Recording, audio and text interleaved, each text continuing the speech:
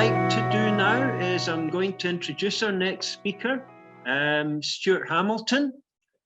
He's come all the way from the UK to this virtual event.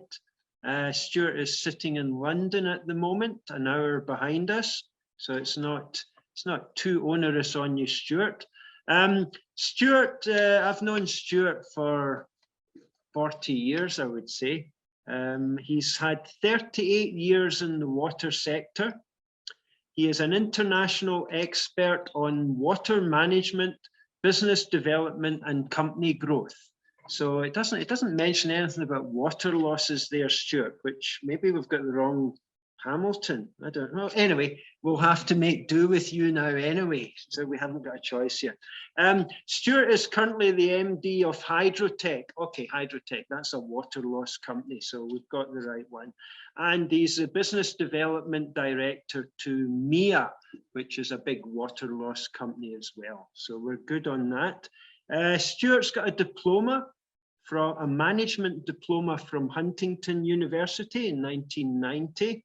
A civil engineering degree from Northampton University in the UK in 1992. He's a member of the Institute of Water.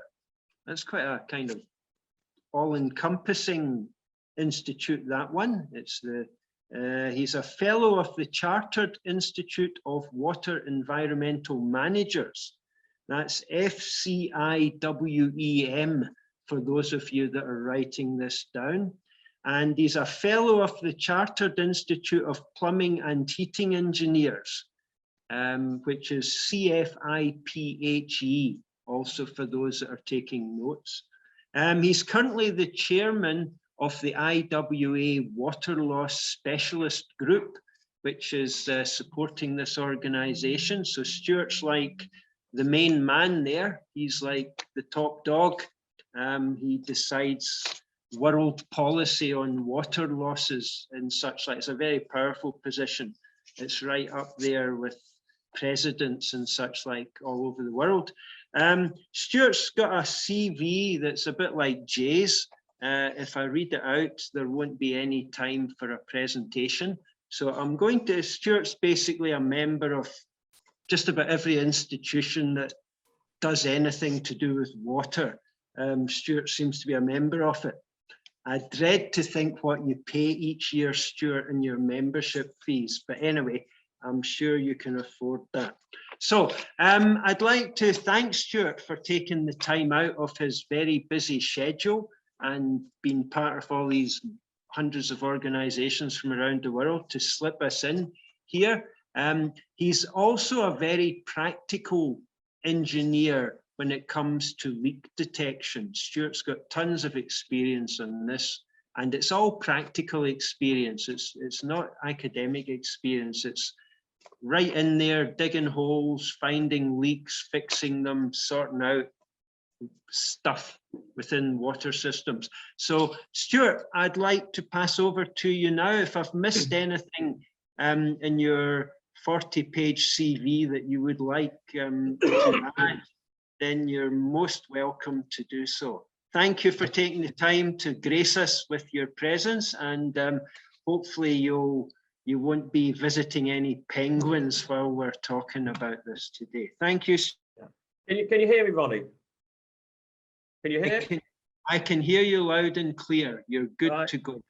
Thanks, Ronnie. Yeah, as you said, I'm Stuart Hamilton.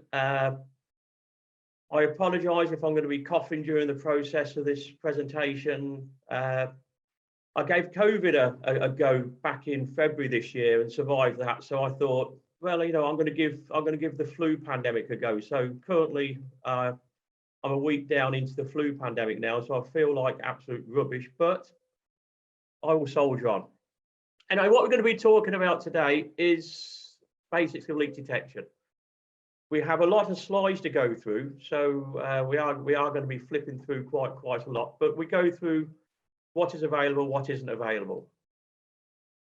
And we always start off, if leak detection was this easy, it'd be fantastic, wouldn't it? It'd be easy.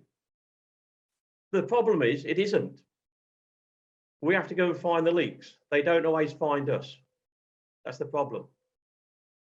And no, We're not supermen. We're not superwoman. We are just normal people. We don't have X-ray vision. We can't visually see the leaks underground, not yet. That will be the aim, or the what we'd like to see in many years' time. We're getting there somewhere, but we're not that. We are just leakage operatives. Now, a leakage operative is just what we call an ALF, an average leak finder. That's all we are. That's all they are. He just goes looking for leaks. He, she, whatever they are, go looking for leaks. But what they do need, they need equipment and they need training. Without that, you're going nowhere. So if we look at a quick thing on leak noise, the problem being leak noise is just a noise. It's a noise in a pipeline. It's not specific to anything. Noises are also occurred by consumption, PRVs, obstructions in the pipe, closed valves, diameter changes, pumps, electrical interference, gas compressors, lampposts, air conditioning units. They all make a noise that are in the pipeline. And leakage is also one of them noises. So ALF has to understand if it's a leak occurring or is it something else that's causing the noise. And this is where the experience and knowledge comes in. Now, we also have different types of steel or different types of material of our pipeline, be it a service pipe or a water main. They're from steel, iron, copper, asbestos, lead, PVC, polythene. They go from very hard to very soft. Now, what happens is that noise that propagates in these pipes, on the soft pipeline, it's very poor because the noise is absorbed into the pipeline. Whereas on the steel pipes, which is very hard, noise can travel along the pipeline. So now we have to understand the material. So that's another thing we need to understand. If we're on a plastic pipe, leakage noise does not travel. So we've got pipe material to worry about, hard or soft. Now we need to look at pipe diameter. Are we on a small pipe or are we on a large pipe? The energy from the leak is absorbed into the pipe diameter. So the surface area of the pipe, the larger it is, the more the energy is absorbed, the shorter the distance can travel. So now we need to look at pipe size. Pressure. Now, if we've got high pressure, leakage is very easy. If we've got low pressure, leakage is very difficult because the energy of the water leaving the pipe is much slower because it leaves the pipe slowly, which doesn't create an energy that transfers the leak noise down the pipe. So we also have background noise and we have usage to consider, domestic, industrial. Now, to do this properly then, so when all these are at the quietest and the leak noise is most easiest to hear and the pressure is sometimes at the highest, is during the night.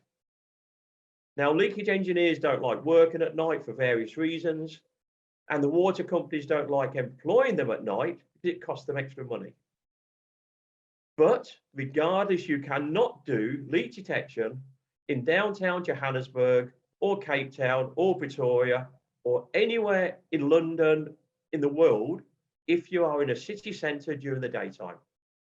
And this is still a classic mistake that water companies use around the world. I've seen it so many times, people trying to find a leak on a busy street. Cannot do it. So to do things, we have, to do a successful program, we look at a process which is called LLP. We localize it, we locate it, we pinpoint it. So first of all, we need to understand where to look. Where is it we're going to start the process? We look at a city, we call it Johannesburg again. Where do we start to look? We don't just go anywhere. We need some idea of where to consider. And we can do it by doing a survey, doing leakage detection surveys, step tests, noise loggers. DMAs combined with noise loggers. This gives us the vicinity of where we want to start looking.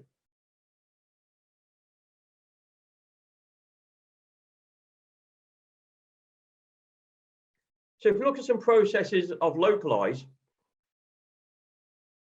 noise loggers and step testing. Noise logging been out now since about 1995. Noise loggers come out in the very basic version. Now they're used across the world. They're used in various techniques. There's several different manufacturers of them. They all do the same. So don't get caught up in one telling you they're better than the other. It's all the same process. And if you look back at the person that invented the process, they all work for the same company at the end, and they all just transferred off and set their own businesses up. So don't get caught up in this one's better than that one. They all do the same. So if we look at noise logging or we look at localizing, we've got two processes. We can listen on every fitting. We listen on every stop tap, every valve, every hydrant, every fitting we can get, every meter. And we look at that. It's longer, it's more time consuming, but we get every leak. Or we can do a process looking at mains fittings only, and therefore we only listen on the valves, the sluice valves, the fire hydrants. It's a quicker survey, but we'll miss the smaller leaks.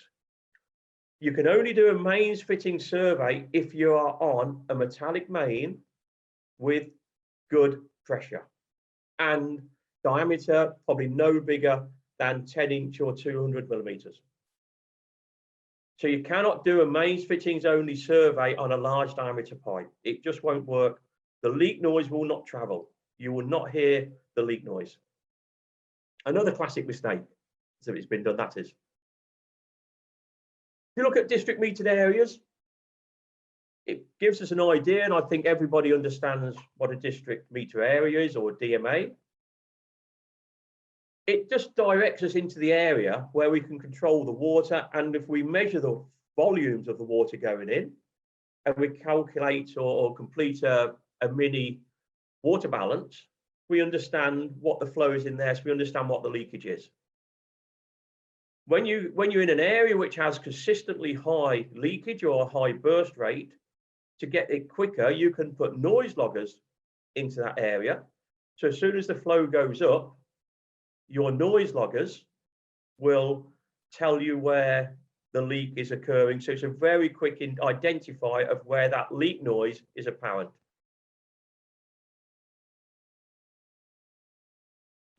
So when we look at mains fittings only survey, you can do it with a electronic stick.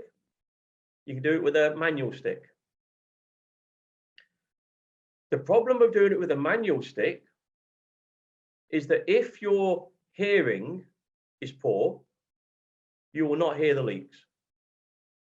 And we look at that, and people look at that and say, no. It is common that the people that do leak detection are generally older people. The older people, their noise threshold is deteriorated, so they cannot hear the leaks of the younger people. It is also a fact that a female person, a lady at a younger age, has a much better hearing than a man. So if you want to employ good leakage engineers, you employ a young female person, not a 60-year-old female person, like a 30-year-old female person, that they have the best hearing capability in the world. Now, the process you do it, you either do it with a mains fittings only or do an all fitting survey. You cannot really do an all fitting survey with a manual stick, because you won't get all the leaks unless you are on the smaller diameter metallic pipes with high pressure. This is the problem. If you look at me now, years ago I could pinpoint a leak. I was very good at pinpointing leaks. Now my hearing threshold is gone. I cannot hear the low frequency noises anymore. So I cannot pinpoint those low frequency burst mains anymore. It's a fact. It's getting old, what we get. We'll look a quick thing, look at noise loggers. A noise logger just listens for noise. That's what it's called, a noise logger. It doesn't listen for water leaks. It listens for noise. People get misunderstood that they think, it will find every leak. No, it will find every noise. And the loudest noise is what it will be listening for. And that's what it can find. And this is why you need to deploy them across the whole system. You cannot deploy one every 200 or 300 meters and think I'm going to be okay. Just one in an area. If you're on metallic mains, because we know the noise can travel, you can put them wider. So you can put them that distance apart temporarily. But if you're on non-metallic mains, they have to be the maximum 80 meters apart. Leak noise on a non-metallic pipe will not travel more than 40 meters in either direction from the leak noise. So just go that again. With good pressure, leak noise will not travel more than 40 meters in either direction from that point of leak noise. And that's with good pressure of 30 to 40 meters pressure. If you're down at 5 meters pressure, leak noise will only travel 1 meter distance for 1 meter pressure from the point of leak noise. So at 5 meters pressure, leak noise will travel 5 meters from that point of leak noise. 10 meters pressure, it will travel about 10 meters. Up to a maximum when you get to 30 to 40 meters pressure when it doesn't travel no further. So what you do, you put all these loggers out and the basic loggers just show which one is closest to the loudest noise, and we hope that would be a leak. But it could be an air conditioning unit or a lamppost or anything that creates a noise. Generally, you put them out and you turn them on to wake up between the hours of 2 and 4, so you miss the consumption. Unless you are working in an industrial estate with commercial properties there, you will pick up the consumption. You can leave them in permanently in situ and download them by radio link, or you can move them on a daily basis where we call lift and shift. What you do when you get them out, you download them and you look at the noise profile, and basically all you do then is simple thing on a map. You just highlight where the areas are highest and indicate a potential source of noise, and that is where you send your leakage team to go and investigate for a potential leak. If it's not a leak, if they find the reason being an air conditioning unit or something like that, that will be the source of noise. So it's not so simple as just putting these out.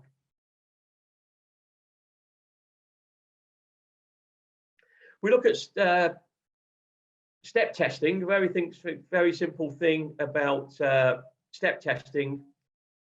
Don't know if anybody's seen this, but it's where you turn off, if you have sufficient valves in your system and you can isolate regions of your area with a metered flow, be it a temporary meter installed or permanent meter, and you can slowly turn off a valve and go to turn off systematic areas, you can actually pinpoint where an area, region where you have a leak present. They're very quick process. There's your distribution system, flow meter. There's your flow chart that you've downloaded after your test. And we turn off areas systematically. And each time we measure the drop in volume. So if we look at this, we see our drop in volume is the yellow, which is area 7, and it has the biggest drop in volume. So in area 7 is where we are using the most water in that section. Now, again, it doesn't mean to say it's a leak. It means that is using your volume of water you're looking for. You could go in there and find you have a domestic or an industrial premises that you weren't aware of that is suddenly consuming large quantities of water. But it tells you where your problem lies. It tells you not to go into the whole system, just concentrate on that area that has the biggest drop. Quick look at locating. We'll look at correlators. Correlators are a machine that calculates through a pure, simple mathematical equation of where the leak is present. You also now have noise loggers, which have moved up one stage from the basic noise loggers seen earlier to a correlating noise logger, which we'll go into that. We'll explain that in a bit. So a correlator is a point where you just deploy two sensors. You measure the distance between the two sensors. You put into the correlator, which is basically your computer. You put in there the distance between the two sensors, because you need to know the distance to tell you where the leak is. You put in the material, and you put in the diameter of the material, and that will give you the velocity of sound that will be traveled down that piece of pipe. If it's a small diameter metallic pipe, the velocity is higher. If it's a larger diameter non-metallic pipe, the velocity is lower. Why do we need to know the velocity for? Because the leak noise will travel along the pipe a distance depending upon the material and the diameter. It will travel along the distance at a speed. Both sensors listen for that leak noise, and if they can hear the leak noise, they monitor or calculate the time delay it takes for each unit to hear the leak. When it knows the time delay it hears the leak, it multiplies the time delay by the velocity and then tells you where that leak position would be. It all does it inside. You don't ever need to know theoretically how it does it. You need to understand is why you get it wrong. And that's being if you measure the distance wrong, you're not going to get the right leak position. If you put the material in wrong, your velocity is wrong, you're not going to get the right leak position. If you put the diameter in wrong, the velocity will be wrong, you will not get the right leak position. So again, the correlator is only a localizing procedure, not a pinpointing procedure, because you will not get the leak actually in that exact position unless you put all them parameters in correctly. This is what a correlator looks like. You have a mid-range, you have a lower version, you have a higher version. But in reality, if you just go for the standard correlator with two boxes out there, you will find most of the leaks. Some of them have some fancy things put in now that are salespeople trying to sell you a unit more expensive, but in reality, in everyday's life, the general person that has not set up a leak detection area yet or has just normal systems, just use a mid-range version. And they all do the same. So people often say to me, which one is best? And I just say to them, the one that is best is the one that you have support from locally from that manufacturer. Do not buy one that is supported from somebody overseas, because it means if you've got a problem, you will not be looked after. So just find one that you're comfortable with, and the sales engineer that you have a good relationship with that will come and look after you when you need it, because they all do the same. All the companies, same process, it's the same formula, the same condition, the same accelerometers, the same radio. There's nothing you can change realistically. And all they do is put it in a different box and paint one yellow, paint one orange, paint one green, and suddenly they call it different correlators. But in principle, they all do the same thing. But they are getting better. Noise loggers, correlating noise loggers, they get better rather than correlating off 1 or 2 sensors like the correlator. If you put in a series of 10 noise loggers in an area, you can cross-correlate between noise logger 1 and 2 and 3 and 4 and 1 and 4, and it can all be done automatically, where you can correlate back in the office between all the boxes, all the noise loggers. So in fact, you don't have to be on site, and you don't only have 2 sensors to correlate across. The other thing is that the noise loggers can record the sound, and you can bring them back into the office, import them sounds onto GIS, and keep post-correlating and investigating and changing the pipe material if you find something else to actually pinpoint where the leak is.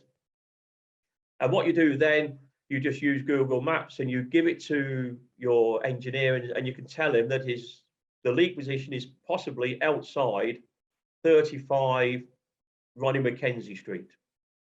And that's where you go to look. So it's much more sophisticated because you're not using 2 sensors, you're using several sensors to identify where the leak would be, or the leak noise would be, which could be anything.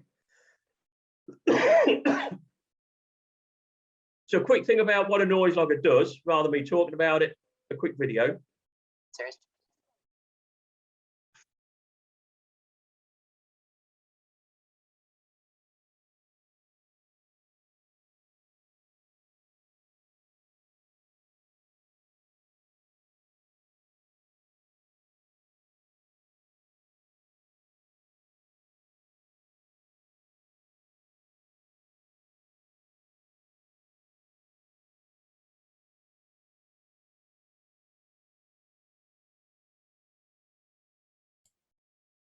Is there meant to be sound, Stuart?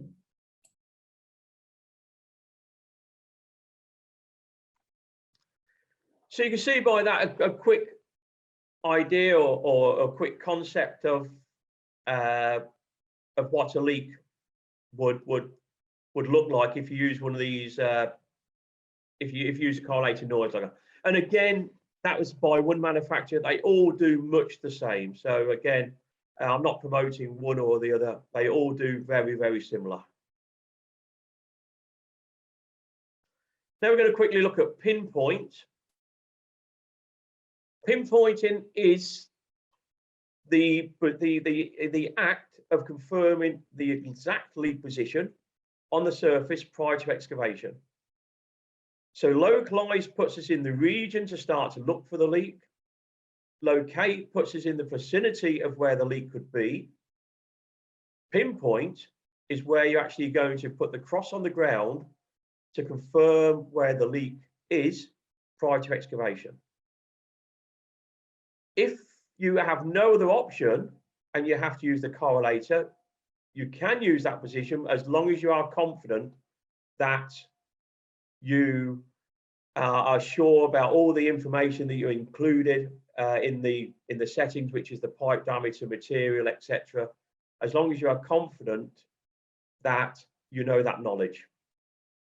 There are some advanced things you can do with the correlator, which can get that position, like velocity checks and other things like that, which if you bought when you'd be trained, so you can actually understand the material. If you're not sure, you can actually find out the velocity of the speed of sound by using various techniques.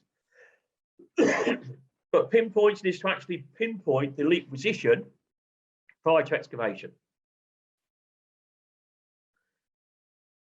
You can use it 3 ways. You can use a conventional listening stick, you can use the electronic listening stick, or you can use a ground microphone. How leak noise works from a leak, you now get into something else, which we now look at the backfill of the material. Because the leak noise in a pipe, you have pressure inside the pipe, it leaks, and the noise is transferred to the surface. But to transfer to the surface, the backfill material has to be capable of transferring that leak noise to the surface.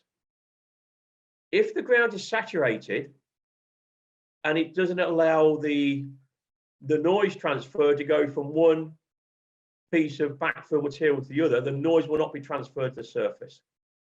So if you are in a soft backfill area, it is not so easy to transfer the noise to the surface to pinpoint the leak. The size of the leak will affect the ability of the noise. Now we're not looking at, we're not particularly bothered now about the diameter or the material, because we're actually pinpointing the leak noise on the surface, not down the line of pipe. So they're two different things. We're not listening to the acoustic noise being transferred along the pipe. We're now looking at the acoustic noise being transferred to the surface. So it doesn't matter on the material so much now, but it does matter on the pressure inside the pipe, the depth of the pipe, and the backfill material to get the noise to the surface. So again, another issue we have, depending upon whether we're listening on the surface or whether we're using correlators listening on the line of pipe. And it's all to do with the energy that is created by the leak noise, by the leak as it leaves the pipe. If it's a small hole with high pressure, the noise, if you visualize in your head a very small leak, high pressure, it will leave at such a rate, it will create a lot of energy and a lot of noise. If it's low pressure and a big hole, it will just flow out the hole.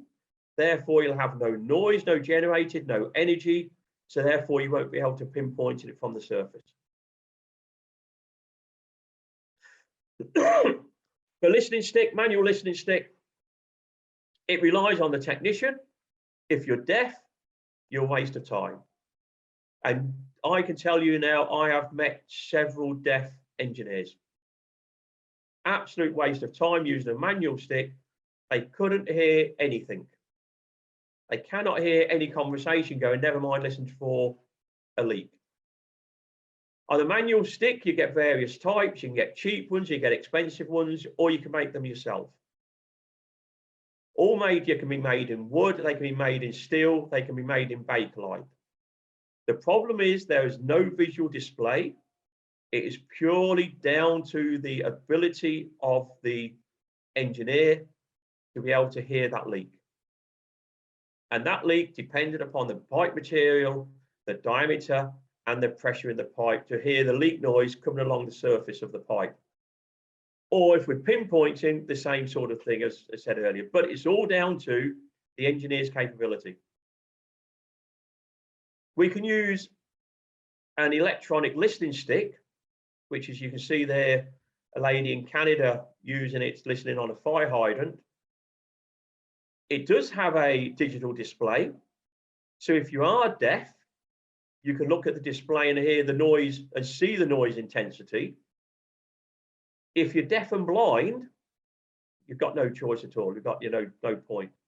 But you can see the intensity of noise by looking at the display. The problem is with just an electronic listening stick is that the head is very sensitive, and it's also able to hear all the ambient noise around it.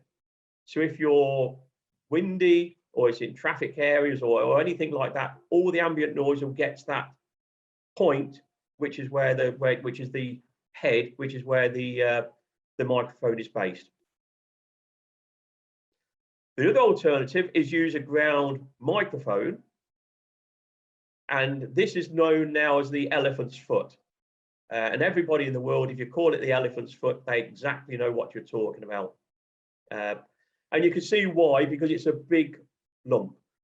Now, the only difference is between that and the normal listening stick is that now the head is surrounded by noise cancelling foam or material, so there's no ambient noise no wind can get to it, no noise can get to it, only listening what is beneath it. Again, it's digital display.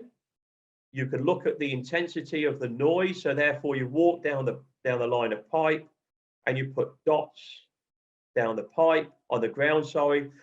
And if you just move it bit by bit by bit, when you get over the point of the loudest noise, theoretically, that is the point of where the leak is. I won't go into reasons about why sometimes it can't be, but I will. If the depth comes to high, if the depth of pipe raises in one point, that means the leak noise will be, the pipe will be higher to the surface, closer to the surface, which means the pipe will be louder. If a pipe goes over the top of a sewer manhole, you will get an echo from that point, which will be louder. So now again, the ability of the engineer comes in. It's not just about the loudest noise, it's about the loudest noise that sounds like a leak noise, not an echo. But again, experience does this. So now we'll look at trunk mains and large diameter pipe leak detection. When we call these are generally pipes above 300 millimeters in diameter. Generally, they are the lower pressure, but sometimes I've been there where they carry 40 bar in a large diameter pipe. But in reality, if you have a burst main on a 40 bar pressure pipe, you don't need to look for the leak because the leak comes and finds you anyway. Generally, they're reinforced concrete. They're not always steel around the world, so very, very poor for transmittal of noise along the pipe material. Few access points, so means that you cannot use correlators so easily, although now they have developed trunk main correlators, which are specifically for very low frequency, long distance, large diameter pipelines, which is a specific correlator just for them points, which isn't very good for the traditional in-house processes used in a city centre. So because of that, you normally put these sort of work out to the specialised contractors. But there are two other ways of doing it. There are internal devices, free-flowing devices, and internal tethered devices.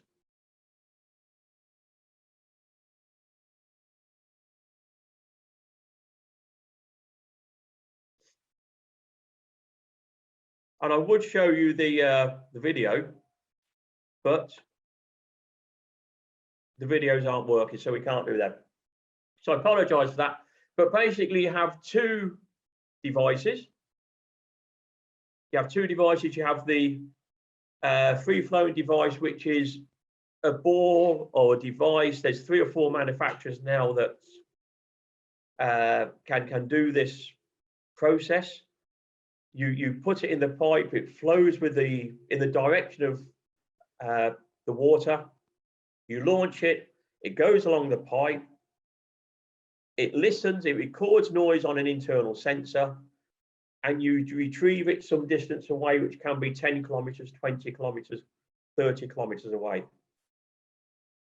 The distance you can travel is all to do with the velocity of the water and the size of the battery in the unit and the SD card that is based within it. If you had a very large battery in there and a very large SD card in there, you could do 100 kilometers as long as you can retrieve it. Because it has to be neutrally buoyant to flow, the size of the battery has to be quite small. So therefore, you can probably do about, you can probably get about 4 hours, maybe sometimes 5 hours worth of recording. So it's what distance it can travel in that period of time. Very simply, how it works is that you take it out and you download the data down on the SD card, you put it into a program. The consultant does this for you. You don't do it yourself. And what happens is then that they note a noise, what's happening, it got deployed at 0 time and it got taken out at 5 hours time. It had a leak noise and it had a noise present at 1 hour, 33 minutes and 25 seconds. Because you can calculate the velocity in the pipe and you can do some things to understand where it was, you know at that time where the ball was at that particular time. and then you divide the distance you surveyed by the time, and because you know it's in 1 hour, whatever time limit it said the leak noise was there, you can then say approximately you have a leak at X amount of miles or kilometers down that piece of pipe at that point. Very simply how that works.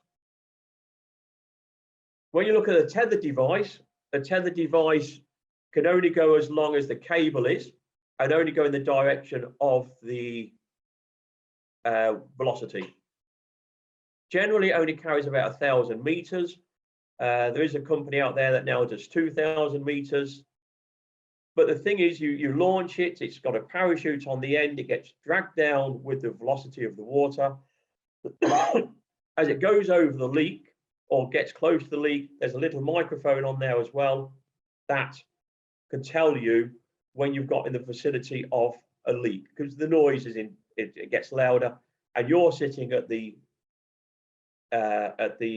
control box with headphones on, so you can hear the leak becoming apparent.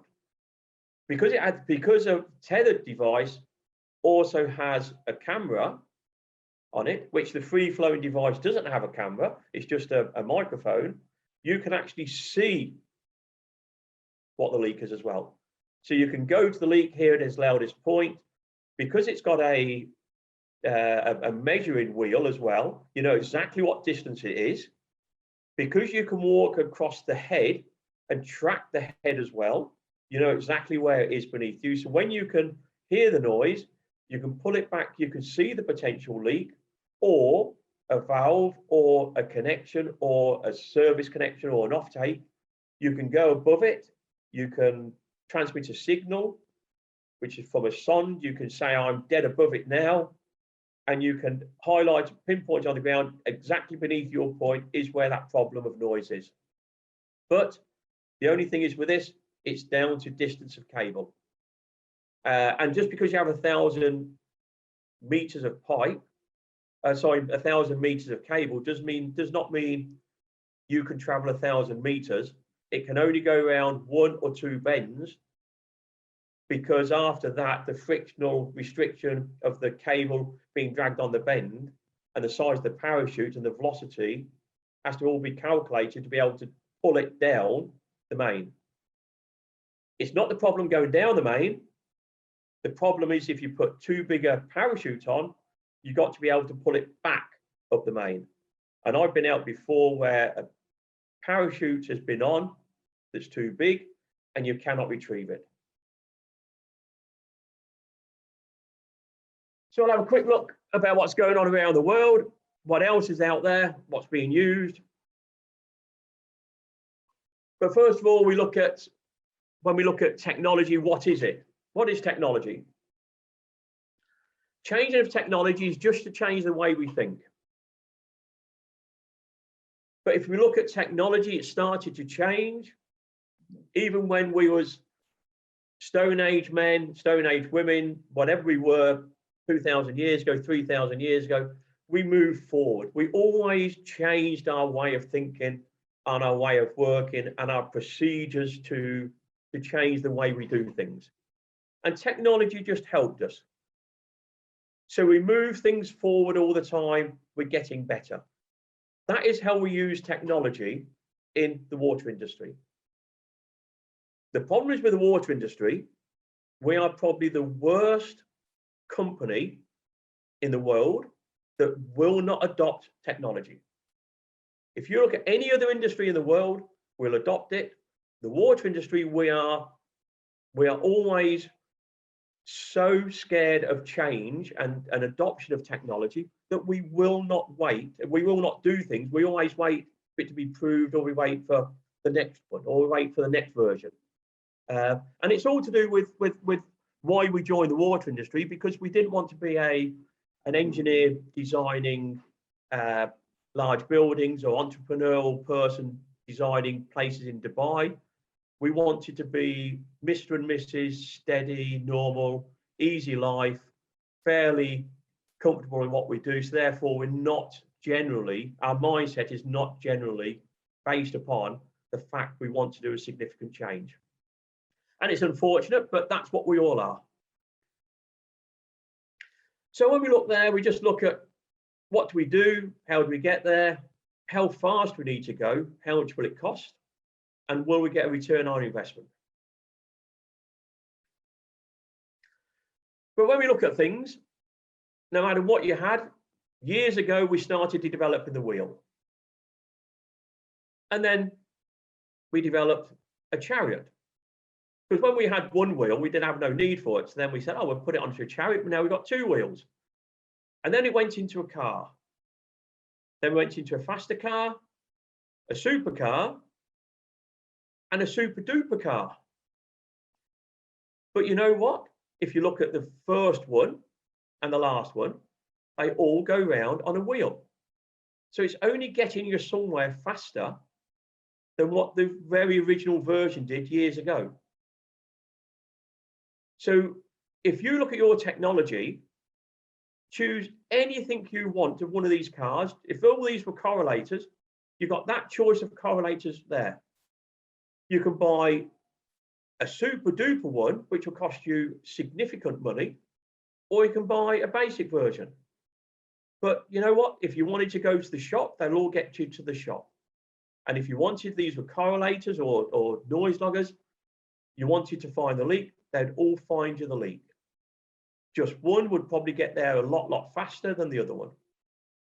And that's the thing with equipment in our industry. Don't choose the fanciest one and pay a lot of money. Choose which one is most practical to your budget. So what do we have? What do we got to help us? We've got leak detection, we've got apps. Many people now are bringing out apps to calculate where the leak could be, the usage there. They come on phones, they come in software. Many technologies are available that will do prediction of where the leak would be, where the leak could happen next. And they do all these generic algorithms now that come up with potential learning and artificial intelligence learning. And these are buzzwords that come out 2 years ago. And in reality, they're buzzwords that come out just because we got fed up of just saying software. So we started calling them different things now to be able to enhance the speed and the ability to find the leak. But it's like your mobile phone. There's so many things on your mobile phone that it can do that we don't use. So I'm being practical about all this, about what is available. But they are some very clever software. If we look at cameras going in the water main, it's not new, never really been adopted. This is what we're talking about, a tethered device. You have a tethered device to go just on the smaller distance of 100 meters. Never really took off, never really used it. In fact, it's beginning to get used more now than probably ever before, but the technology has been out for over 20 years now, probably close to 20 years the technology has been out, and it's very slow on the uptake. But if you look at some of the middle pictures of the camera footage, you can see that the bottom one is from an airline, an air base, and you can see the problem being on that joint connection where you got an intrusion of the fitting coming in, where you can see it's a poorly made joint, and that's where the leak is. But it's there. You've got you also got looking at cables that go inside a water pipe, which can identify leak noises within the pipe as well. So these are ideas that these can be fiber optics that can actually permanently live inside the water pipe and tell you where the leak is. Never got took off because the problem is it's more connections onto the pipe, and the more connections that are on the pipe means more potential areas to leak. So this died its death. This was been out about 5-6 years ago, probably more, died its death. Now it's raised itself again in the UK because they're saying they no longer want to dig up the roads to install a new fiber optic cable for telephones. They want to use the water pipes because it's an inert. They don't want to use the gas pipes because obviously gas can cause explosions. They want to use the water pipe as an inert material, as a duct, and use that rather than digging up the road to install a cable. It's being considered because it's a revenue to the water company, so therefore they can charge for the use of that duct. But the problem is, like I say, we've got more connections going onto the pipes, and if we've got connections going onto the pipes, the connections will leak. So it's there, but it is raising its head again now. We have dogs that go out sniffing. This was brought out several years ago, and we all thought it was a bit of a joke. But they're using it now. Australia use it. The US use it. I think Ronnie's tried training his dog to do it, but I don't think it ever worked with his dog. The UK certainly use it now. I personally have never seen it being used, but I could see it benefit on long bits of pipeline across vast areas of grassland because the chlorine smell can come to the surface. But it can't be used in the city centre through a tarmac ground, and it's all to do with the ability of the nose within the dog. The dog has to have a long nose because it's the ability of the surface area within the nose that has these sensors in there, and it's just like being trained to locate money as a money laundering dog in the airport or sniff to take food drugs. The dog is taught to smell components of the water, which will be chlorine in this instance, and therefore it can go along there. And if it can start to smell chlorine in a urban area, a very rural area of grassland, he could say beneath it was a potential leak. But in reality, in a lot of the grasslands, that when you walk along the length of the pipe, you normally get a boggy area anyway. So as every picture I've seen where a dog has found the leak, you would find the leak yourself anyway because you'd get wet feet. So in reality, I'm not sure whether it's just a gimmick to show people that we're trying, and everybody likes a doggy picture as well. So these never ever took off. This is ground penetrating radar. Been out now since probably the late 90s or the early 90s, probably 1990 area come out. This was used to locate the pipework underground and theoretically to locate a break in the pipework. Still manufacturers out there doing it, never ever took off because of ground types, and we never had the sophisticated sensors probably to do it. It will probably come out again in a few years' time, and this will be the X-ray vision. When it comes out, this will be it. You'll just push this along the surface of the pipe and you'll view the pipe like an MRI scan from the surface. It will happen, probably just not happen yet. We have satellite leak detection and train motion. 2 companies in the world do this. Use 2 completely different processes. One of them uses an L-band transmitter, which was used to locate water on Mars. And when they found water on Mars, they just turned the L-band transmitter to point to Earth.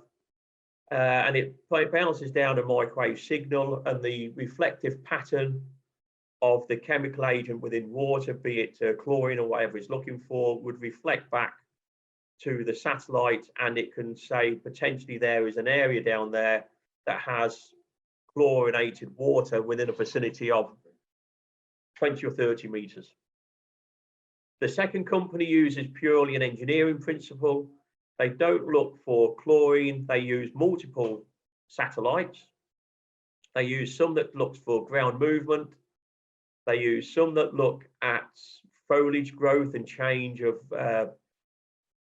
use of the ground, which will be extra grass areas or extra tree growth or things like that. And also they can also look at ground material, ground types, and moisture. So the second company can look to see whether you tell it where the line of pipe is. It can look down there and look at the moisture in the ground. It can look for the extra growth of the trees around that vicinity, or the grass, or any other growth of foliage. It can look to that, and it can also look at ground movement down to millimeters. So if it sees the ground dropping by 2 or 3 millimeters in a vicinity where the foliage around that area is significantly greater than in the prevailing area, and it shows a little bit of ground moisture, and it also shows, it looks at the ground temperature and it looks at the ground movement, it can tell you that there's a potential leak at that position, or it can tell you that because of the temperature of the ground and the material of the ground, the soil type, and the type of year you're on, it can tell you that that ground movement is going to move by 3 millimeters, and therefore it will put an engineering calculation of stress on your pipe, and based upon the material of your pipe, it will tell you that that point there is going to leak, because the stress of the pipe is such that on a cast iron pipe, a stress of whatever, I forget what it was years ago when I was at university, that the pipe will break. So one uses completely engineering principles, one uses something about microwave signals being reflected back. Don't get them both mixed up. Two completely different companies. We look at drones. Now. We have leak detection with drones. We can put infrared cameras onto a drone, which is clever now, and people are looking at this. So therefore, it's doing what a satellite can do, but you can control it flying over your pipe. You can fly over areas where you can't walk or you can't get the vicinity, and you can look for ground temperature difference. What you look for in desert area, you look for the water that will leave the pipe, which will be colder. So therefore, instead of going red, it would go blue, because where the water is leaking from would be colder in the ground. And if you look in the colder areas, the ground will probably be warmed up by the water leaking from the pipe.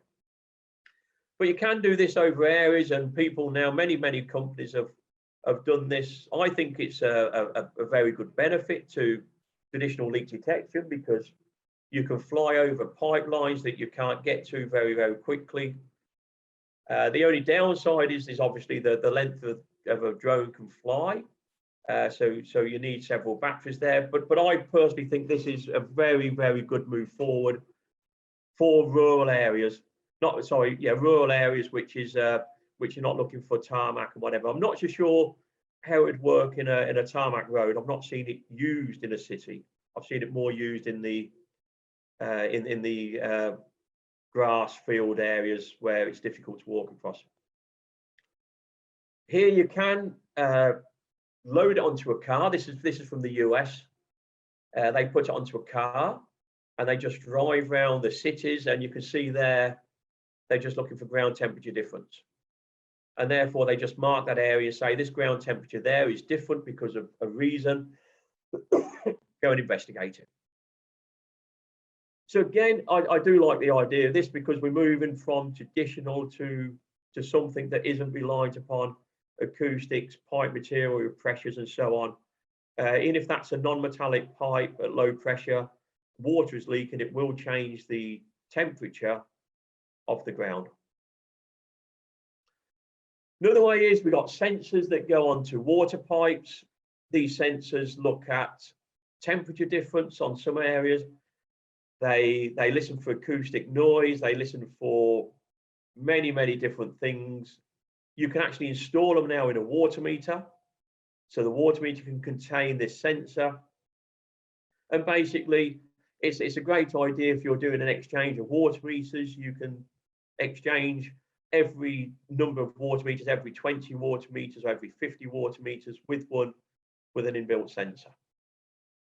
like I say, there's a new one out there that's looking at temperature difference of the water as it passes through the pipe, because if you can measure the difference in temperature, you can tell, if you know the temperature from the pipe work in the house compared to what it is in the main, that you can actually determine how long the pipe is. And it's a complicated way of doing it, but it's a new process that's come out. It's too difficult to explain it just after a few seconds. So now we're getting towards the end. So now we've got problems. The problem is the water companies don't even use what we have available for today, because we're always waiting to find what's coming out tomorrow. That's a problem. And like I said, this is not a down thing about us. It's what we are. It's what we are as engineers. Few companies, not every water company is the same. Many companies are different, but generally, this is what we're always waiting for, what's happening tomorrow. But the thing is, you want to use what is best to deliver your solution, no matter how simple the technology is.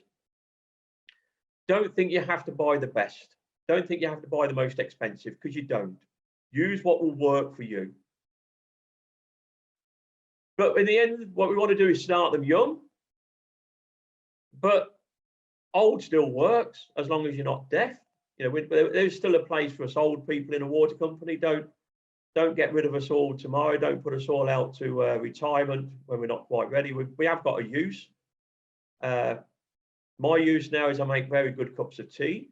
So predominantly, I find that I go in there, just look nice, look pretty, make tea, and people look at me as if I'm a benefit to the company. But that's my unique selling point these days. But I don't want to go have too many secrets, otherwise everybody will be into this. But the conclusions we got there, you can get out the box in what your thinking is. You know, you can look at things and move a process to a different way. Just get outside the box. Just stand and look back at what your problem is and how can you solve your problem. And you don't always have to spend significant amounts of money. We do have to accept new technologies, because if we didn't accept new technologies, we'd still have a two-wheeled chariot being pulled behind horses. We would not have motor cars. Bearing ahead doesn't work. So now, in a way, you know what's available. You can think, okay, we can do that. But don't jump in and buy everything.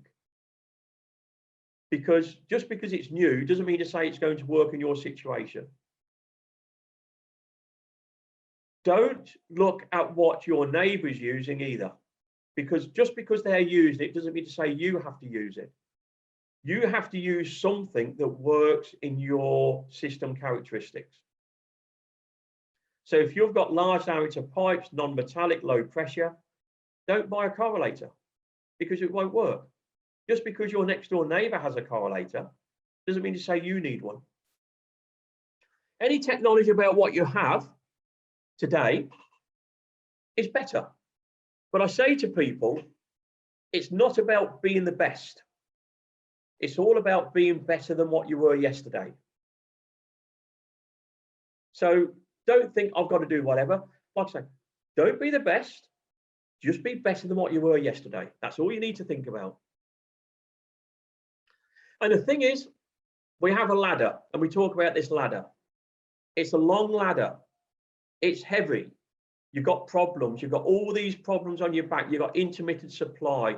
You've got apparent losses. You've got leak detection. You've got all these things that weigh 1 kilogram each, and they're on your back. And to be able to climb the ladder to the top, you have to get rid of one of these problems at a time. You cannot climb the ladder with 20 kilos of weight on your shoulders.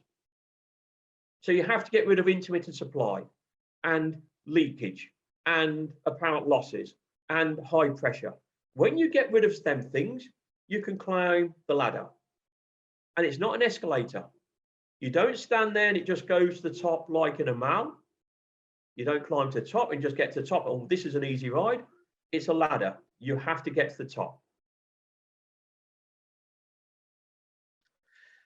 And just to finish with, I always tell people, and I normally get told off for this, and I said it years ago and I got reprimanded, don't try to be clever, because you may end up looking stupid. But whereas if you start off being stupid, you may just end up looking clever. And with that, I'm with stupid, and thank you very much. I hope you learned something from that, and I hope it benefited you as well. So thank you. Thank you.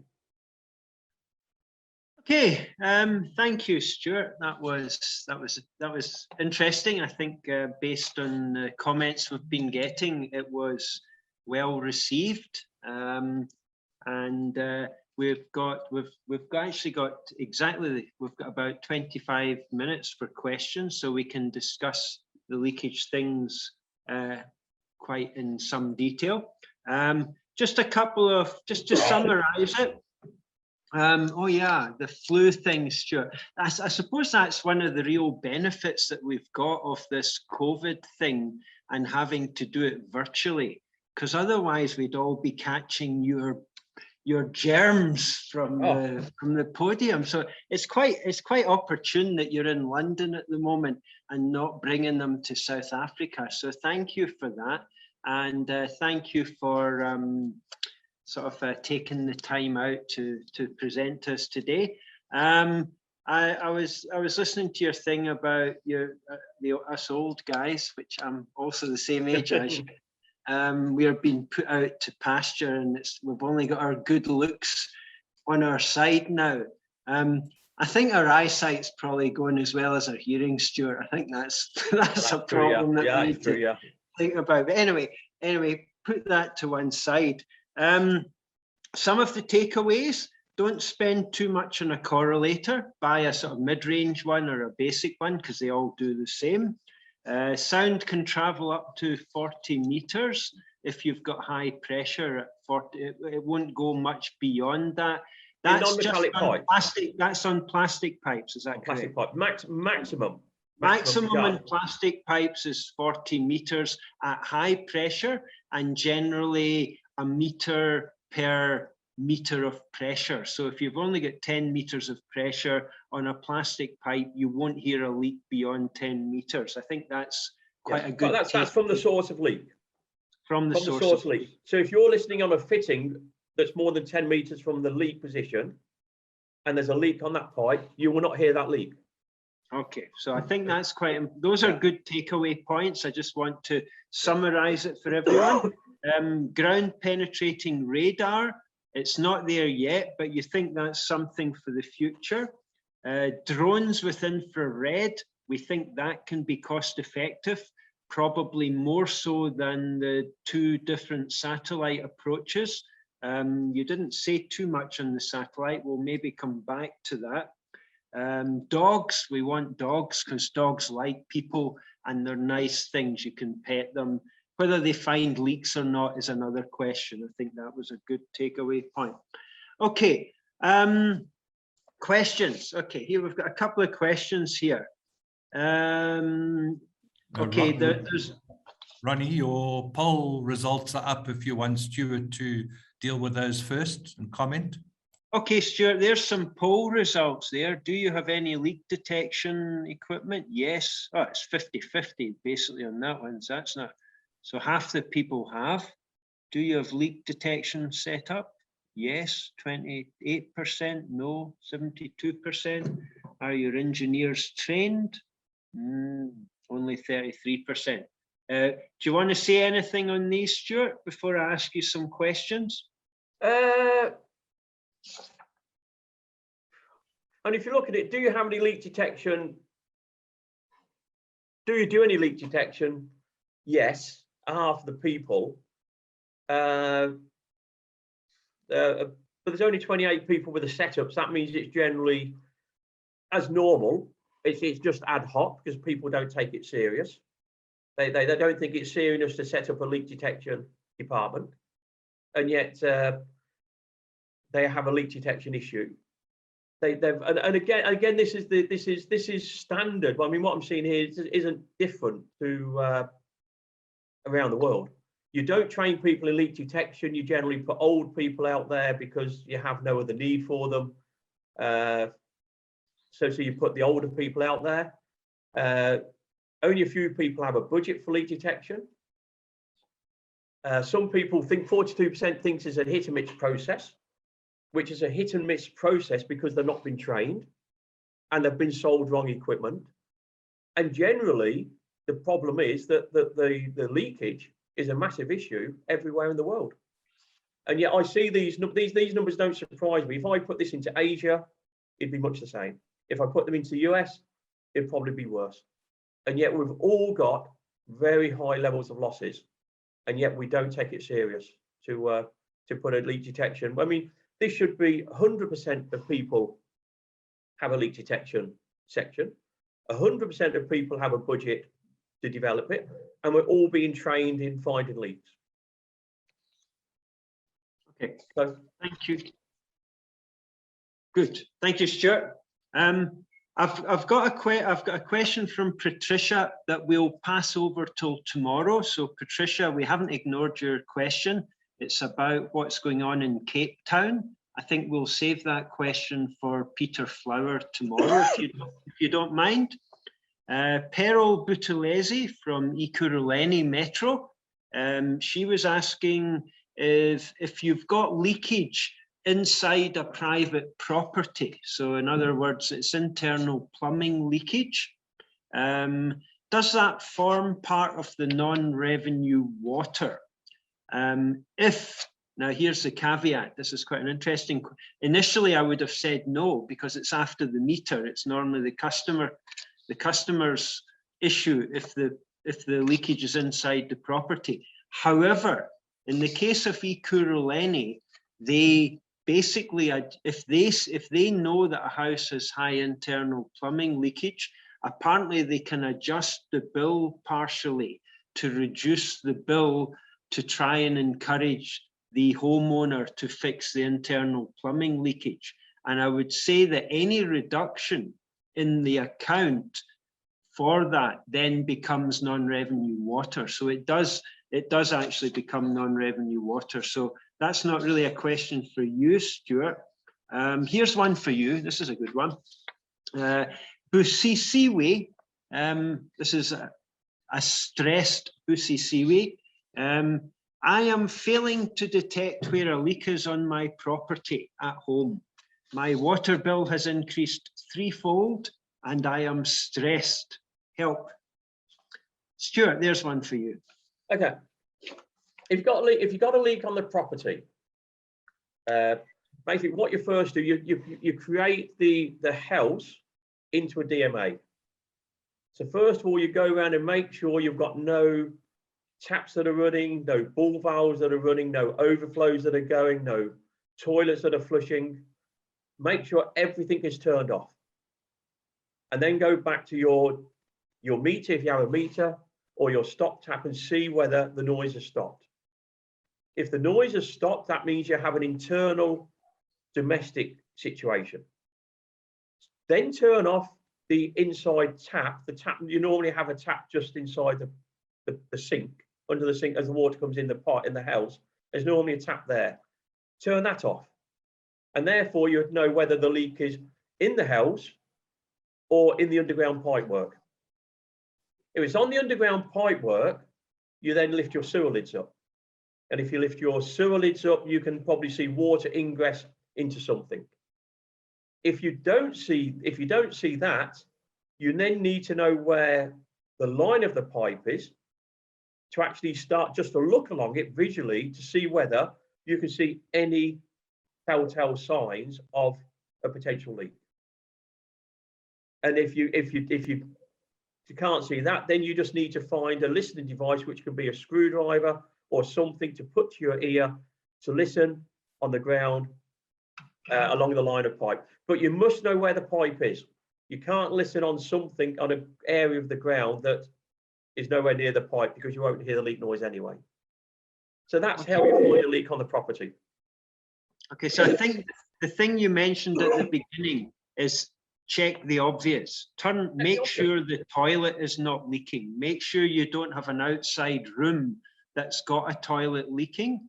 One of the common things we often find here in South Africa is that we have either a small pressure reducing valve that is on the line coming into the house. They sometimes leak, and it doesn't take a big leak to double your water consumption.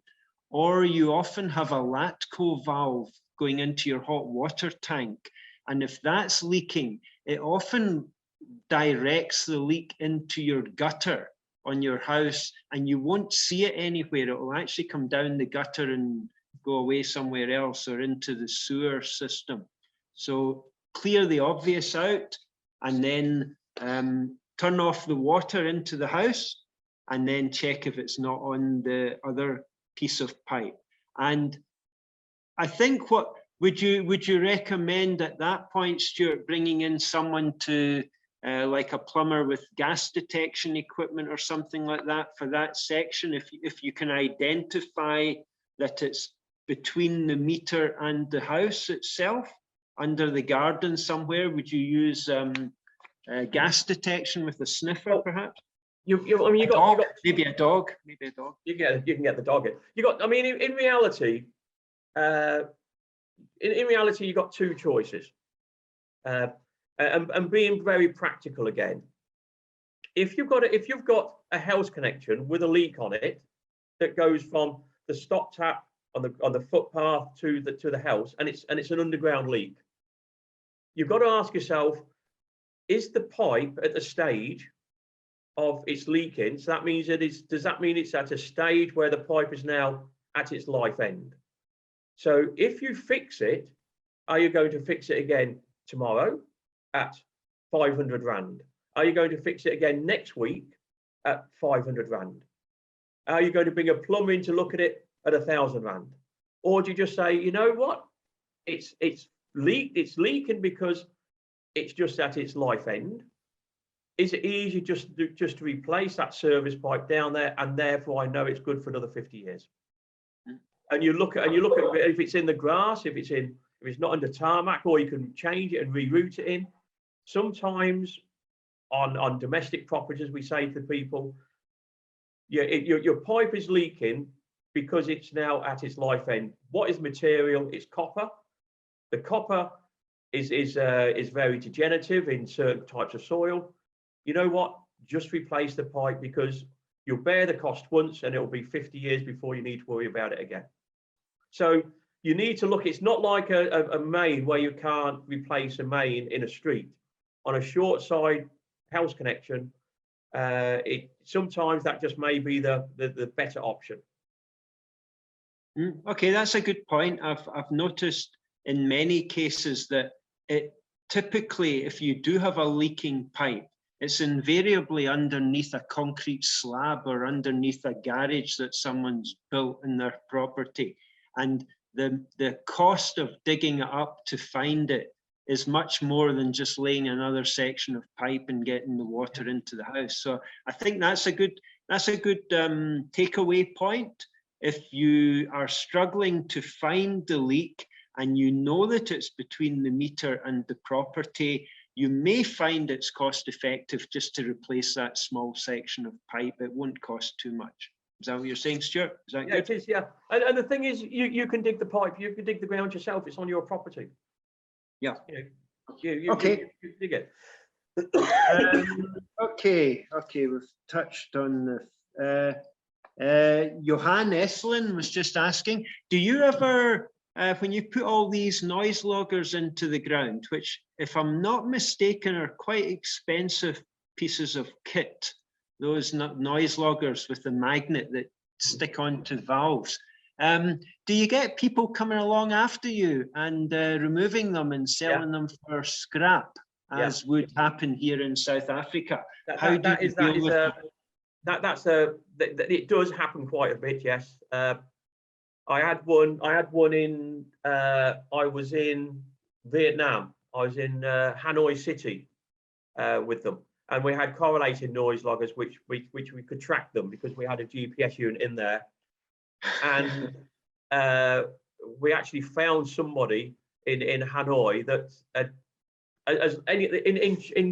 in Vietnam they eat anything, and actually somebody was boiling this noise logger. It had it in a pot and they was boiling it, and we went in. He said, "You have our noise logger in here?" He said, "No, we don't." We said, "Look, it's on our map. We are standing 2 meters from it." And we went in there and he was trying to cook it. I don't know what he was trying to do with it, but he was cooking it. So yes, you're right. They're $300 or $200 a piece, and you're putting out thousands of dollars worth of equipment into the distribution system that people will pinch, because inside there's batteries. It's made of aluminium. It's a cost, and there's a scrap value. It has a scrap value. We can't use it. We can't, and you can only use it where it can actually be buried underground, where people don't see it. I mean, typically, Stuart, how much would a single noise logger typically cost, say in dollars, American dollars? If you had and typically, what is the scrap value of that noise logger? I mean, yeah, I mean, it would cost you, the very basic version cost you 100 to 150 US, the basic version. The scrap value is probably about $1. Right. But when you've got no money, $1 will feed you for the day. That's the problem. Okay. But they are very good. But you again, as I said, you have to look at your system and adopt the methodology that works in your system. If you've got high theft, if you've not got buried chambers, you've got people that are going to pinch things, don't do noise loggers. Good. Okay. Here's a good question. Another one. This is a nice question that I wanted to ask you. It's from Melondolozi. Can a correlator tell you the size of the leak? No. And I mean, do you find the bigger leaks first or the smaller leaks first? I mean, how does it work? Explain that, Stuart. That's a good one. A correlator cannot tell you the size of the leak. A correlator will only tell you the point at where the noise is occurring on the pipeline. It won't tell you the type of leak. It won't tell you the size of leak. It won't. If you have a service connection that is an off-take at that point where the correlator says, it will say there is a leak noise at. It's a leak noise correlator, but it's a noise correlator. It will say there is a noise at 130 meters from the blue. You have to go 130 meters from the blue box, measure it out with a wheel, and you look.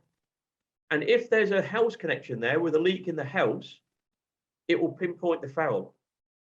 It doesn't tell you what the leak is. It could tell you there's a T-piece there, and the leak could be on the T-piece. So the leak could be down the T-piece, but it will just tell you where the T-piece is there, because that is the point of noise.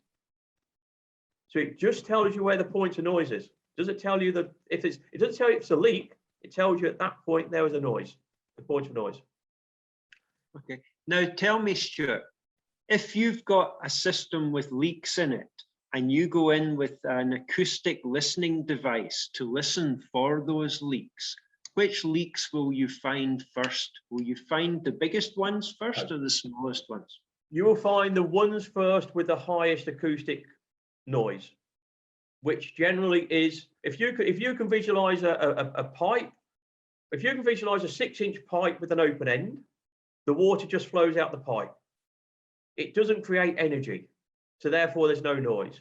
If you can visualize a pinprick in a pipe with very high pressure that squirts out really loud, that gives you the most general noise. So we have an expression, you have to do 3 sweeps in an area.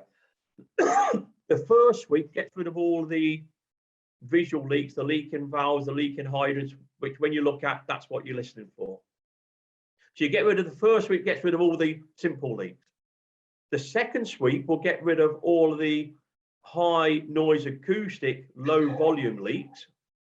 The third sweep, you can actually start to listen for the burst mains or the proper leaks. So you have to get rid of what we call, I'm going to say it's what we call the shitty leaks. It's a terminology known throughout the industry. It's the noises that are pain to you. And these are high acoustic noises, and a high acoustic noise generally isn't the big leaks, because the bigger leaks are the low hertz range leaks, because they're not leaking, they're losing the volume of water. Okay, so if you go into an area with leak detection equipment and you go round on a sweep and you find a couple of high noisy leaks, once you've fixed these leaks, you should possibly go round a second time just to see if you can pick up the other ones. Is that right? Certainly, you always sweep an area 3 times. The first time gets rid of all the visual leaks. The second one gets rid of all the smaller leaks that will mask the proper leaks. You will never. You should never go around and just do it once. If you've been there regularly, if you have a regular sounding survey, you don't need to do the 3 sweeps, because you've already done the 3 sweeps. If you go to an area brand new, never been before, you need to do the 3 sweeps to get rid of all the visual leaks and the high frequency leaks. So, but then if you do a regular sounding survey in that area and go there every 3 months, your chances of having the visual leaks occur from a valve or hydrant are fairly minimal. So the first sweep you always do 3 times minimal to get to your proper leaks. The first 2 just get rid of the noises. Good, excellent. Here's one. Rissamati likes the analogy between males and females on hearing. I assume that's because the males are rubbish at it and the women can really hear everything, can hear a pin drop. But a follow-up one from Umdolozi, that when we talked about the dogs, does the age and sex of the dogs have any impact on whether they can find leaks or not? Oh, no. I don't. Yeah, good point. We can pass on that one. Yeah. Okay. Someone would like to know the name of the 2 satellite companies that are currently offering satellite leak detection. I think you can mention those names. I can mention both. One is called Utilis, which have just changed their name to something else the last few weeks. That's Utilis, and the other one is called Resitech. Utilist? Did you say Utilist? Utilis is they've just changed their name to something different about 2 weeks ago, 3 weeks ago. They're an Israeli-led company. The other one is called Resitech, which is a British-led company. Okay, thank you. And hello from St. Helena Island. Welcome, St. Helena Island. Someone's come a long way to this today. Has anyone used Severin leak detection equipment? Obviously, that's a brand that they use there. Do you want to comment on Severin, Stuart? Is there any? There's a number of major manufacturers, of which Severin's one of the biggest. Severin's just one of the manufacturers, German manufacturer, come out of there. They're just there. I mean, if you look in Germany, you've got Gutmann that comes in from Switzerland. You've got Sieber that comes in from the East German, West German border. And I think they're probably the 3 that come in from Germany. You've got the Japanese that come in with them. You've got 2 or 3 British companies that enter in. They all use the same thing. It's an equation. It's a mathematical equation. Okay. Nobody can change the equation. It's just your sensor, velocity times time delay gives you the distance of leak. Okay, good. So there's a few companies out there that all sell reasonably good kit. Is that what you're saying? Yeah, and it's more the service that you get locally that is more important than the. Is that what you're saying? I think that's generally what I would say, because don't buy equipment from a company that doesn't give you local support and can't help you if you got something go wrong. Okay. And that's generally what I say, because it's true. I mean, you won't buy a car from a company that can't service it, and you've got to drive 3,000 miles to get it looked at if it breaks down. No, we do that here in South Africa. Okay, you do that. Lots of people drive cars here that you have to take hours away to get them serviced. Now we're used to that. Okay, no. In your experience, are the majority of leaks found in the municipal reticulation networks, or on the, are they on the municipal reticulation, or are they on the trunk mains? If you're looking, you know, where would you get most leaks? In Municipal? reality, you'd always get more leaks in the distribution system. Without a doubt, you get more leaks there all the time because you've got significantly more connections. Right. The majority of the leaks normally come on the connections within the distribution system. It's there, but on a main, on a trunk main, you would get generally, if when I used to do the leak detection on the trunk mains with the insertion devices, you would always find a leak. If you went to an area, you'd find a leak of some sort. Certainly every 3 to 5 kilometers of surveys, you generally always find a leak.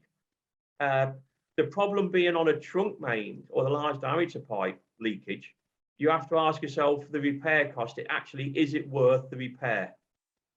Because it will cost you, if you've got a leak on a service connection and in the distribution system, to fix it will cost you $300 US.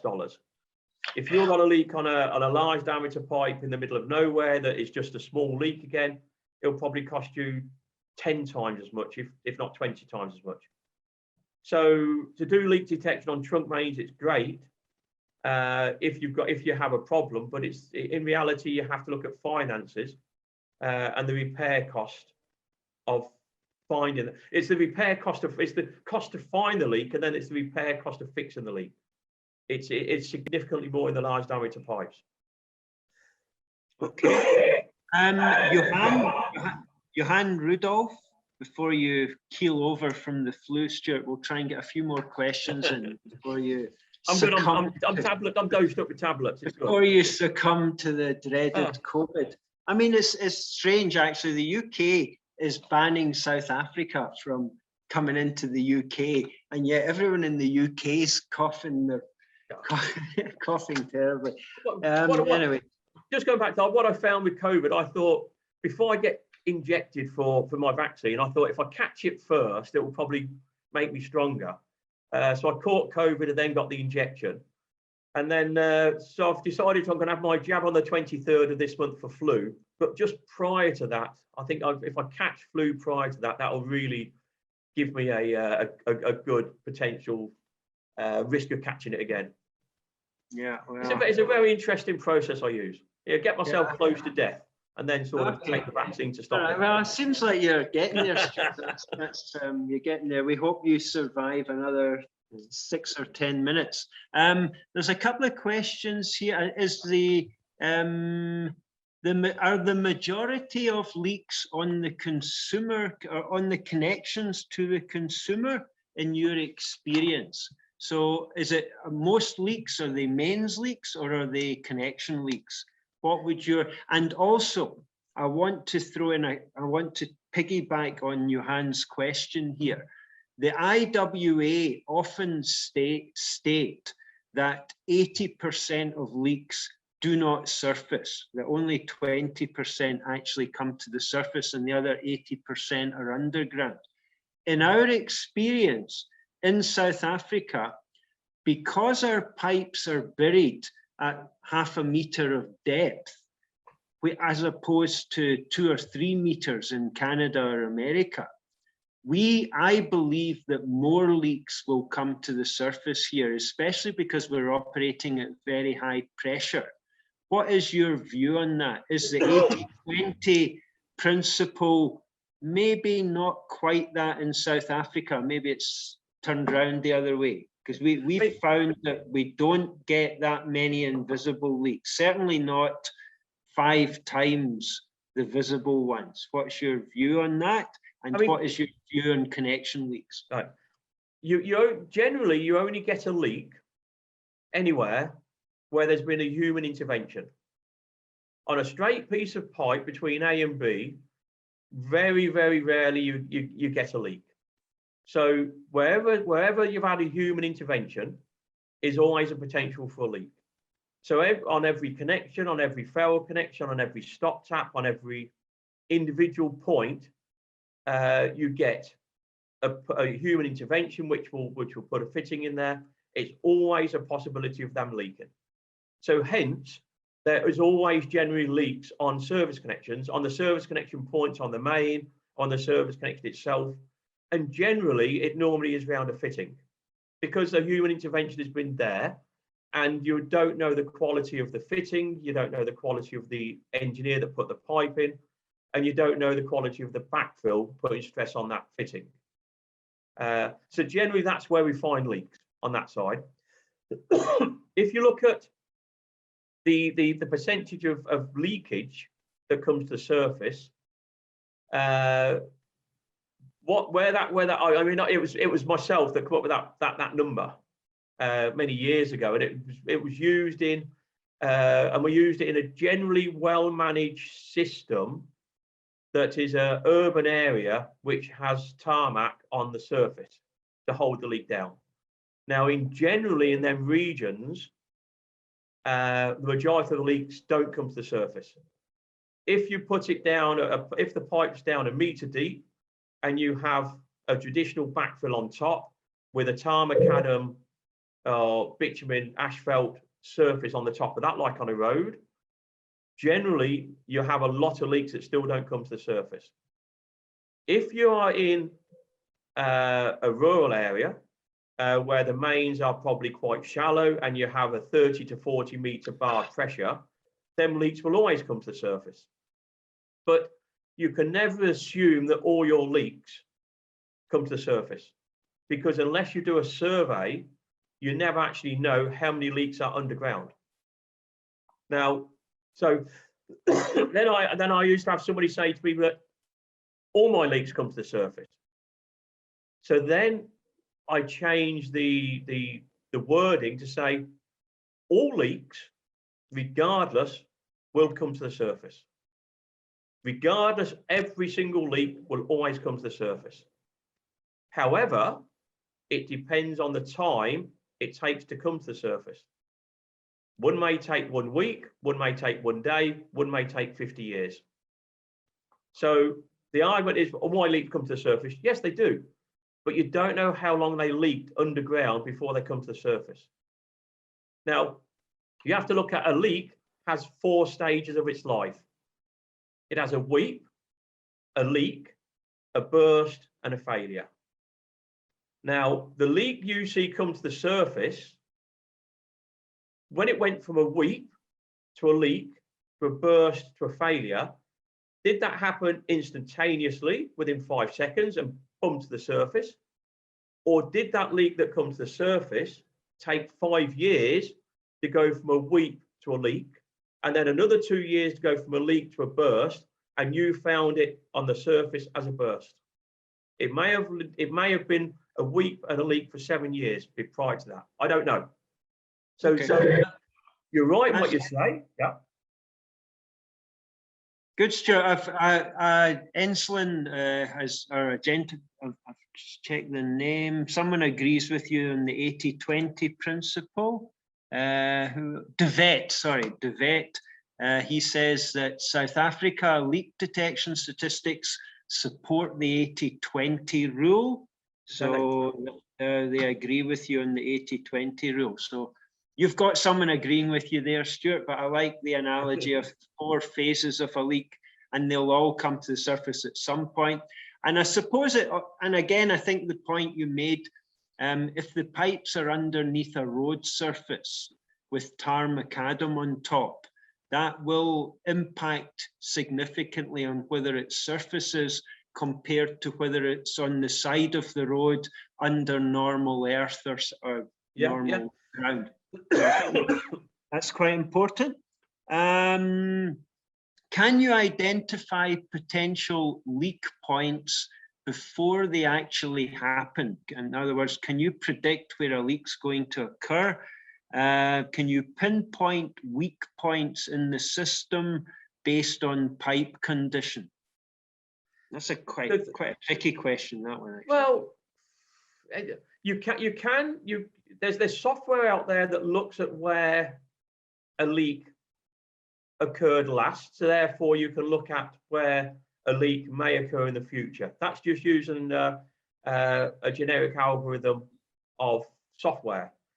if you look at one of the satellite manufacturers that do from satellite leak detection, and it's one of the two of the two companies we spoke about, and it's the one that's based in the UK.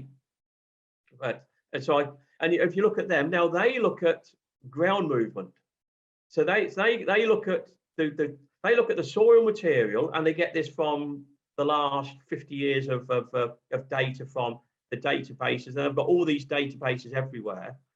Then if they look at the soil material, and they know the depth of the pipe from your GIS and the material of the pipe from your GIS, they can account how much of the ground is moving, because they can monitor ground movement by the millimeter. So if they monitor the ground movement by the millimeter, they can calculate through pure engineering principles how much stress is being put onto that pipe. And because of the material of the pipe, the stress being put on the pipe is going to burst that pipe at some stage. So they can tell you where you will have a leak in the future imminently by the ground movement and the stress being caused on that pipe. And it's not just on water pipe, it's on a sewer pipe, it's on a gas pipe, it's on any pipe that's in the ground, because they're looking at pure engineering principles of ground movements. Good. So yes, it can be done, yeah. Okay, here's a nice one. The problem I'm experiencing now regarding leak detection is that developments are now opting to use permeable paving with a basin-like base that drains into a closed stormwater drainage network. This makes it almost impossible to visibly detect leaks unless we use the meter reading method of detecting flow without the residents using water for domestic purposes. Just something I felt it should be pointed out from Jade. So there's another, it seems like there's new technology coming in that's actually going to make it more difficult to find leaks in certain developments. Yeah, but if we just go back a stage, Ronnie, that is like level 1 of leak detection, visual leak detection. So you can't no longer find it visually. Fine, buy yourself an acoustic device and start listening. So you just can't find a visual leak no more, which is a pain, because the first level of leak detection is visual leakage. If that's now changing, well, therefore you need to move to level 2. Not to level 10 or level 8, level 2, and start doing some sort of acoustic listening. But don't buy a correlator because you move from visual to correlator. No, take one step at a time up the ladder. Okay, I'm going to finish off here, Stuart, just with a comment. So it's not a question. It's from Nathaniel, and from my experience, leakage in sandy areas, in other words, free draining material, often do not surface as the leaked water moves downwards or laterally, but not upwards. So I suppose it's just highlighting the fact that there really isn't there's not one answer that fits every condition. It depends on the soil conditions, sandy or clay. Yeah. It depends on the depth of the pipe, 0.5 meter, 3 meters. It depends on lots of things. So had lots of questions there, Stuart. I think you've answered them all. If there's one or two later, I'll throw them on at the end of the day if we've missed anyone. I apologize for anyone whose question I have missed. It wasn't intentional. And I think what we'd like to do is thank you, Stuart, for an interesting presentation. I think everybody enjoyed that and realizes that you got out your deathbed there to come and give us this presentation. So we'll let you go back and finish off the remainder of your COVID experiment there in London.